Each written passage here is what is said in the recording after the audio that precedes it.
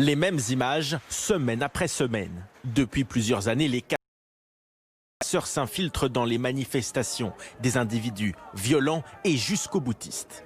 Ils viennent pour s'affronter avec les forces de l'ordre, ils viennent pour aussi détruire les symboles du capitalisme, d'où ces attaques de banques. La présence de ces individus vêtus de noir constitués en un black bloc au sein même de la manifestation rend souvent les interpellations délicates. Les autorités sont tétanisées s'il y aurait potentiellement des charges trop violentes si on n'a pas fait le tri avant. Le maintien de l'ordre, c'est aussi l'acceptation d'une part de désordre. Après, c'est juste savoir où on met le curseur. Pour certains, la chaîne de commandement et la lenteur de la coordination expliquent le délai d'intervention des forces de l'ordre. Le temps que soit remonté à l'état-major les constatations des policiers sur le terrain, qu'il y ait une analyse rapide de la situation faite avant d'engager une réponse, donc des ordres, c'est toujours très long. Il y a toujours un problème, je dirais, d'interopérabilité, de cohérence tactique entre les unités pour arriver à avoir des capacités d'interpellation beaucoup plus efficaces. Pour éviter les violences, des contrôles et des fouilles sont organisés afin d'intercepter ces individus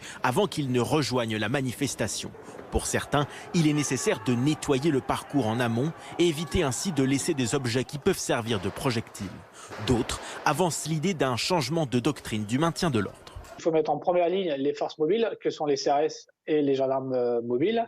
Utilisation massive des lanceurs d'eau, qu'on voit seulement en fin de parcours, et qu'on fasse manœuvrer des unités mobiles et qu'on aille un peu plus en contact pour les casseurs. Les autorités estiment à 400 ou 500 le nombre de casseurs présents dans la manifestation de samedi à Paris.